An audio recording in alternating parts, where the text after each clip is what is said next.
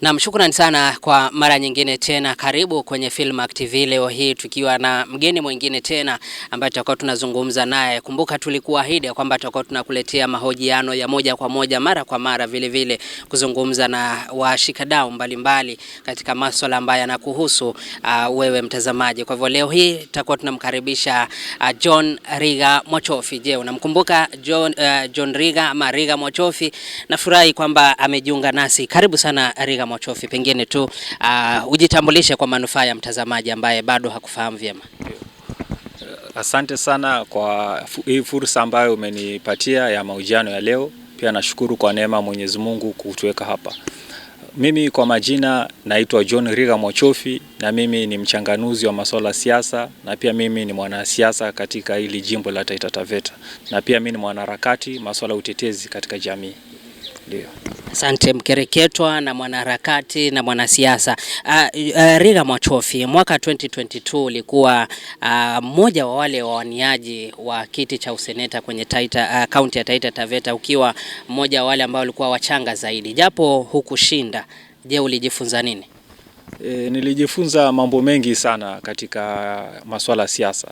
Jambo la kwanza nilijifunza kuwa wananchi ambao wengi kwa jumla ya Kenya hawajui majukumu ya viongozi ambao wanaochaguliwa. Bado civic education inahitajika sana katika jamii. Na pia percentage kubwa ambayo ya watu ambao wamejisajili katika kura, karibia 30% to 40% wengi huwa hawapigi kura. Ile voter turnout inakuwa low. Na swala lingine ni pia sisi kama vijana tuna wakati mgumu wa kuweza kujieleza katika jamii, na pia changamoto ya kifedha ambapo unakuta kijana anajitokeza na miaka 25, miaka 30, anapambana labda kiti ya kisiasa na mtu ambaye mwingine alienda retire ni multimillionaire, ambayo unakuta sasa inafanya ile siasa tokenism. Unakuta ule mtu ambaye ameretire amekuja kuomba kiti, yeye afanye siasa ya sera ya kusaidia mwananchi, anafanya ile siasa ya kununua kura. Hapo ndio changamoto ambayo sisi kama vijana tunayoipitia. Na umechanganua vizuri, na katika safari hiyo ya 2022 ambao uliwania useneta, miaka 5 nyuma ulikuwa umewania kiti cha MCA. Mbona hukurudia tena kuwania kiti cha MCA 2022? Sababu kuu wakati nilikuwa mimi nasoma, nikasema acha nijaribu kusimama kama independent niweze kujua pia siasa on practical inaelekea vipi. Jua wakati nilikuwa nasoma mambo yangu ya masuala ya political science na public administration. So kwangu mimi pia ilikuwa ni kujipatia mafunzo. So ile kusimama rasmi pia ilikuwa ni 2022. Na hapo niliweza kujifunza mwaka wa 2017, iliweza kunisaidia mimi kuweza kujipanga 2022 na kuweza kufanya mentorship ya vijana wenzangu ambao pia walikuwa wanataka viti vya MCA through ile vuguvugu lilikuwa naitwa Youth Aspiring Movement ya YAM. So nikaweza kushirikiana na vijana wenzangu kwa mentor ili waweze pia kusimama viti vya kisiasa, wakati pia mimi nilikuwa naendea kiti ya useneta. Hapo ndio ilibidi niweze kufanya nini, kusonga mbele, kwa sababu kila election cycle wachezaji wapya huwa wanajitokeza, so huwezi mark time katika the same position. Ndio. Kwa miaka 10 sasa, wewe umekuwa mmoja wa wale vijana wachache ambao wameshiriki siasa ya moja kwa moja kwenye kaunti hii ya Taita Taveta. Pengine imekuwaje? Siasa imekuwa ngumu, especially kaunti yetu ya Taita Taveta, kwa sababu ukiangalia counties from kama ni the larger Rift Valley na pia the larger Mount Kenya na eneo zingine, vijana wanapata fursa ya kuchaguliwa ubunge wakiwa miaka 24 kama John Paul Mwirigi. Unakuta vijana wanachaguliwa wakiwa at the early 30s kama senator yule anaitwa nani, ule senator Chesang wa kule Trans Nzoia County. Lakini katika kaunti yetu ya Taita Taveta ni ngumu kuona vijana wanapewa fursa, especially ya kuchaguliwa kama ubunge, maseneta, women rep. Ni chances are very high kijana labda kuweza kupata fursa ya kuchaguliwa MCA kuliko kuchaguliwa hii nafasi ya kwenda kuwakilisha jimbo letu kwenye bunge kuu la Nairobi. Ndio. Na ikumbukwe kwamba uliwania na kupitia tiketi ya UDA. Pengine uliwashawishi vipi wana UDA kukuamini na tiketi ile ya UDA, na ikizingatiwa kwamba kuna wale wengine pia walikuwa na imezia mate tiketi hiyo? Jambo la kwanza, kama mtu ambaye nilikuwa nishajaribu kugombea kiti ya kisiasa na pia mtu ambaye pia kuna ujuzi wa masuala ya siasa kama mchanganuzi wa siasa na msomi wa masuala ya siasa.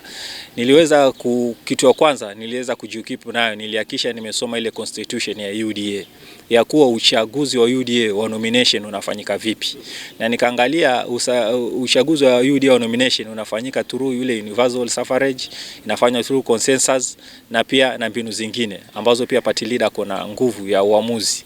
So mimi nilihakisha nitajitumia mbinu zangu kadhaa ambazo sanifanya niko maarufu kwa kila eneo wadi ambapo wana UDA wako, na kila memba ambao wana UDA wamefahamu Rigathi Gachagua ni kijana aina gani na pia ako na ndoto gani za kuweza kukomboa jimbo letu la Taita Taveta akiwa yeye ndo seneta pale.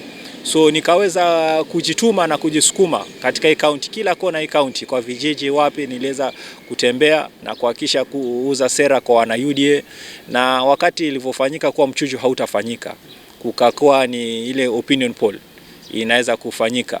So jina langu liliweza kupendekezwa katika wale wachanganuzi ambao walikuwa wanaenda kufanya ile research ya opinion poll, kaonekana jina langu ndio liko juu, na hapo nashukuru Mwenyezi Mungu kunipatia neema ya kubeba hiyo tiketi, kwa sababu mimi ndio nilikuwa youngest candidate wa useneta Kenya nzima, na venye Toto yule aliyeshinda women rep pale Bometi, yeye ndo alikuwa youngest candidate wa women rep. So kwa neema Mwenyezi Mungu mimi ndo nilikuwa youngest pia kwa upande wa seneta. So haikuwa rahisi, niliweza kujituma bidii mingi kwa sababu sikuwa na resources mingi, ilibidi niweze kujisukuma sana kwa mwananchi na niweze vikao vingi, nilikuwa hata silali, hata nilipunguza kilo mingi sana wakati, kwa sababu ya kuweza kujifikisha mahali. Unajua ukiwa na hela unaweza delegate duties wengine wa kuwakilisha mahali ambapo wewe unaweza shindwa kufika, lakini kama una resources ni lazima ujiwakilishe kila mahali. Kwa hivyo rasilimali ama resources ni muhimu sana kwenye kampeni. Ukilipigania chama cha UDA, hatimaye wewe hukushinda ila chama chako kilishinda, kikao kwamba ndicho chama ambaye kimeunda serikali. Miaka 4 baadaye umefaidi vipi? Kwangu nitasema mimi sijafaidi lolote, na sisi kama vijana wa Taita Taveta hakuna kijana ambaye alikuwa miaka 35 kushuka chini amefaidi. Niko mimi ambaye nilisimama na tiketi ya UDA, John Rigathi Gachagua kwa useneta. Kuna kijana anaitwa Albanas Muli alisimama ubunge Voi, pia alikuwa kijana, na sijaona kijana mwingine ambaye amefaidika na UDA ama kupewa kazi na Mheshimiwa William Ruto. Na katika uchunguzi wangu ambao niliweza kufanya, nilijagundua pia kuna mambo ya gatekeeping. Gatekeeping imekuwa, na hiyo gatekeeping imekuwa ikiongozwa na viongozi wa Taita Taveta ambaye pia ametukwa majukumu ya kueneza injili ya Dr. William Ruto ambaye ni women rep ambaye wa hii county, ambaye ndio macho ya William Ruto Taita Taveta, na yeye ndo anastahili kushika vijana mkono na kumwelezea Dr. William Ruto ya kuwa vijana fulani na fulani hawajaweza kupata nafasi, kwa sababu uliona wakati mwingine aliweza kupendekeza jina la yule anaitwa nani, Mwachia pale Undanyi, na ni kweli baada ya muda mfupi Mwachia aliweza kupata kazi. So sijamuona pembe yote ya hii county ya Taita Taveta akiweza kusema kuna kijana alisimama na Dr. William Ruto, labda ni Albanas Muli apewe kazi, labda ni Rigathi Gachagua, labda ni Didas Mzirai ambao waliosimama na tiketi ya UDA, na ni vijana ambao walikuwa wanapigania Ruto wakati marehemu Mheshimiwa Raila Odinga na Uhuru Kenyatta walikuwa wameshikana ili Dr. William Ruto asiweze kuongoza nchi ya Kenya. Lakini sisi tukapambana naye, na sisi tunapatia Mungu asante, japokuwa hatujaweza kupata fursa, labda wengine wanaweza pewa hata kama sio mimi. Ndio. Na katika hilo ambalo umeelezea kwamba miaka 4 baadaye hujafaidi kwenye serikali ambayo ulisaidia kuiweka kwenye mamlaka, tunakumbuka kwamba kuna wakati tumekuona ukibeba mabango ya kuomba kazi. Vile vile kuna wakati ambapo Rais William Ruto alihudhuria ibada ya shukrani baada ya ushindi wake, ambayo ibada ilifanyika pale Mwatate, uliwasilisha barua ya kuomba kazi. Kuna wakati ulitueleza kwamba pia umempatia binti yake Ruto ambaye alitembea kwenye kaunti ya kutana na vijana, kampia barua ili kumwandikia rais ukiomba kazi. Je, hayo yote yalifika wapi? Hayo yote nitasema yaliambulia patupu, na hii yote ilijajulikana kuwa kuna viongozi ambao wana ambition ya zile nafasi sisi tulikuwa tumesimama. ambao unakuta mimi nilikuwa na bado nina nia ya kusimama useneta 2027, na kumbe pia ule mama yetu ambaye ni mama county pia alikuwa na nia ya kusimama. Hasa utakuta kumekuwa na mambo ya gatekeeping, wanaogopa vijana kuweza kupata nyadhifa mbalimbali kama kaunti zingine. Vijana wanakuwa madirector, wanaweza pata resources na kuweza kutumia machinery ya serikali kuweza kufikia mwananchi na kumsaidia, ambapo ni rahisi mwananchi kumpatia kura. Hasa wao wanahitaji vijana wasiwe na ajira ama na nguvu ya kiserikali, ili waweze kuwa wanaweza kuwapatia handout, lakini waweze kusimama viti vya kisiasa. Hasa hiyo ndio changamoto kubwa ambayo sisi kama vijana tunaweza kupitia. Na Rais Ruto, mimi kwangu binafsi niliweza kutumia protocol ya kwenda kwa mawaziri. Nimekutana na Malala akiwa SG, hata iko kwenye mitandao. Nimekutana na Hassan Sarai pia SG wa sasa, nikamwomba kazi, nikamwelezea. Lakini katika chunguzi zangu niligundua gatekeeping imekuwa hapa Taita Taveta, na imekuwa ikiongozwa na mama county ambaye hajataka vijana waweze kupata ajira katika county ya Taita Taveta wala appointment. Ndio maana unaona wanaopata nafasi wengi ni wale wazee ama watu ambao wamefika karibia 45 years plus. Lakini hakuna kijana ambaye na support agenda ya Dr. William Ruto ameweza kufanikiwa. Ndio. Samahani kwa ama pole kwa yale ambayo umepitia. Mtazamaji, unamsikia ni Rigathi Mwachofi anasimulia tu safari ya masuala ya kisiasa. Yeye ni mkereketwa na vile vile mpenzi wa siasa, akitueleza mawili matatu kwamba Rigathi Mwachofi yupo wapi, ndilo swala ambayo sasa tutakuwa tunataka kufahamu zaidi. Ametueleza tu kwa kiduchu katika masuala ya kijana kijitosa kwenye ulingo wa siasa, ni masuala gani ambayo anakumbana nayo. Rigathi, turejee hapa tuulize sasa, hayo yote yalitokea. So Rigathi Mwachofi yuko wapi? Rigathi Mwachofi yuko na mimi nashukuru sahii pia nimeongeza title, nitakaa naitwa Mr. Rigathi Mwachofi pia, kwa sababu nashukuru kwa neema Mwenyezi Mungu, mwaka uliopita mwezi wa Disemba Mungu alinijalia mke. Sasa niko na mke ambaye niliweza kufunga harusi yangu, na nashukuru pia wale viongozi wengine ambao walikuja katika hiyo hafla na kuhudhuria na kunishika mkono. Ndio. Na sasa kipindi hichi sasa amekuwa wapi Rigathi Mwachofi, na je, unafikiria vipi kuhusu uchaguzi wa mwaka 2027? So katika hiyo hali nimekuwa nikipanga, wajua ule wakati niliosimama 2022 watu waliniambia Rigathi Mwachofi, hii kiti ni kubwa, inastahili uwe na mke kwanza.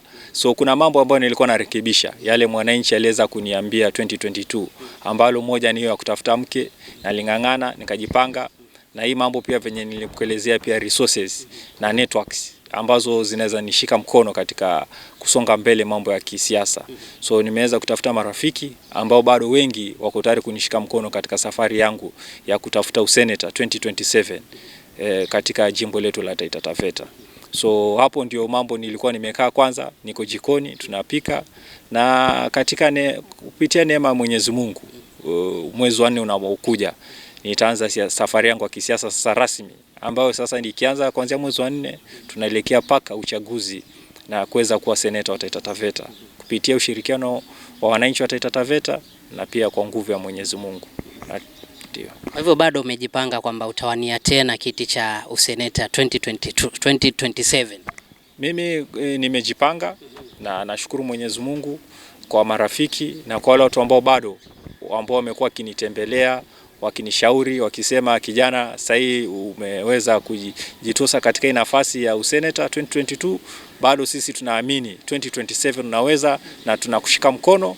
Na kwa sasa chama ndo sijaamua ni chama gani ambacho nitaweza kushirikiana nacho kuweza kuwa seneta wa Taita Taveta. Lakini unapozungumza kuhusu chama, tunaona kwamba hivi siku za karibuni umekuwa ukishabikia sana mrengo wa Linda Mwananchi, ambapo Linda Mwananchi na kinzana na chama chako cha UDA, kwani kulikoni? Masuala ya chama cha UDA, mimi resign officially katika chama cha UDA mwaka uliopita mwezi wa 3. Na kuresign kwangu ni kwa sababu kulikuwa na changamoto mingi. Wananchi pia walikuwa wananiwekea pressure wakiona mimi kama ni mfanyikazi ghost worker wa serikali, na ili hali mimi sikuwa ghost worker. Na japokuwa siasa inahitaji resources. So kama wewe sio state officer ama mali ambapo unaweza kutumia nguvu ya serikali kusaidia mwananchi, inabidi utumie pesa zako mingi za mfukoni. Unajua ukiwa state officer unaweza saidia mwananchi kwa mambo mengi. Hata ile department unayofanya unaweza saidia mwananchi mambo ya CSR na mwananchi aone unafanya kazi. So kama ushikilie idara yote, ama kama venye unaona sasa hii mbunge yeye atajisifu na kazi ya CDF, ama kama ni women rep atajisifu na kazi ile angafu, ama kama ni mheshimiwa ako katika parastatal atajisifu ya kuhusu idara yake anayofanya CSR na ile kama ni parastatal fulani. Lakini ukiwa hapa nje kama wewe hujashikilia idara yote, mwananchi anakupatia wakati mgumu na you end up spending a lot of your money. So watu wengi wakaona katika ile hali ya kutetea William Ruto mimi ni kustwaka, na mimi nikaona heri nijitenganishe baada ya miaka mitatu na William Ruto, nifanye siasa yangu ya kando ili mwananchi ajue mimi sifanye siasa ya kutumwa na William Ruto. Mimi nafanya siasa yangu binafsi, na ndio maana leo hii mimi nasikiza sauti ya mwananchi. Na sauti ya mwananchi inaniambia tuweze kulinda mwananchi. Mwananchi anataka kulindwa kwa sababu tangu tumpoteze mheshimiwa Raila Odinga hakuna mtu ambaye amekuwa pale akieleza maslahi ya mwananchi iweze kufanyika. Na vijana wetu tunawapongeza Babu Owino na Sifuna ambao wamejitokeza kuweza kulinda mwananchi. Na hapa Taita Taveta pia hakuna watu ambao wamejitokeza, isipokuwa nilimuona mheshimiwa Mwashako ambaye ako tayari kulinda mwananchi. So katika hiyo vuguvugu la mwinda mwananchi, mimi nitakuwa agent mmoja wa vuguvugu hilo kuweza kulinda mwananchi, kwa sababu katika chama cha UDA sisi kama vijana ilikuwa hakuna mtu aliweza kulinda maslahi ya vijana na kuangazia maslahi ya vijana wa Taita Taveta, na ndio maana pia sisi tumekaa tukatathmini ni wapi kama vijana wa Taita Taveta mambo yetu yataweza kuangaziwa na serikali ipi, na ndio maana tuko tayari kutengeneza serikali ya vijana tutakapoongozana na ndugu zetu kina Babu Owino na kina Sifuna. Ndio. Na umechanganua vyema, maana nilikuwa tumalizie nikwambie mwisho kabisa utueleze pengine kusonga mbele safari yako ya siasa na uongozi itakuwa namna gani. Pengine la mwisho tu utamwambiaje yule mfuasi wako sugu, pengine wale wengine ambao sasa watakuwa na kutazama kama pengine yule mtu ambaye wako na matumaini naye, kwa mfano utakuwa unamwambiaje yule mtazamaji anakutazama sasa hivi kwa Filmac TV? Kwanza nitashukuru mtazamaji kwa kuweza kutazama mpaka kipindi kinapofika tamati, na mimi nitamuelezea mtazamaji asiweze kugive up, aweze kuwa na sisi, kutushika mkono, na sisi tutakuja hapo mashinani ambapo yupo kwa kila kijiji, tutakuja kwa vikundi, tutakutembea kwa makanisa, kwa msikiti, na sisi hatutatupa mwananchi wa Taita Taveta yale maslahi yao ambao anataka na yale mambo ambayo katiba inasema. Kama leo hii nikiwa seneta, nitahakisha ni mwarepresent vizuri, nimeweza kutunga sheria ambapo yale mambo yanasemwa na wanasiasa ama viongozi wanaosema kama hii la swala la paki ya 50/50 halitakuwa tu jambo la jukwaa. Nitahakisha mimi kama seneta nimeweza kupeleka mswada ambao utakani process ya kuhakikisha jambo kama hilo linaweza kufanyika kisheria, si jambo ambalo linafanyika kwa jukwaa linaisha. Kwa sababu tumeona swala la mzima tu water project nimekuwa ni swala ambalo linatumika kisiasa, kila siasa inapokuja. So mimi nitakaa seneta ambaye anakuwa man of action, sio man of words. Ndio. Asante sana. Man of action, si man of words. Ndi Riga Mwachofi huyo mtazamaji akiwa anazungumza nasi leo hii kwa kipindi chetu cha one on one ama mahojiano ya moja kwa moja ndani ya Filmac TV. Tutakuwa tunakuletea pia masuala kadha mengine ambapo tutakuwa tunaendelea kupata maoni na maombi yako. Kwa hivyo tunakurai kwamba uendelee kuifuatilia Filmac TV, endelea kusubscribe, endelea kulike, endelea kucomment. Vile vile tutumie ujumbe ukisema kwamba ungependa tufanye nini ama tulete nani, ungependa kumsikia nani, na masuala haya yote tutakuwa tunayazingatia. Tunashukuru sana Bwana Riga Mwachofi kwa muda wako, na kwa mtazamaji wetu basi tunakuahidi kukuletea mahojiano ya moja kwa moja zaidi ndani ya Filmac TV. Mimi ni Julius Mariki.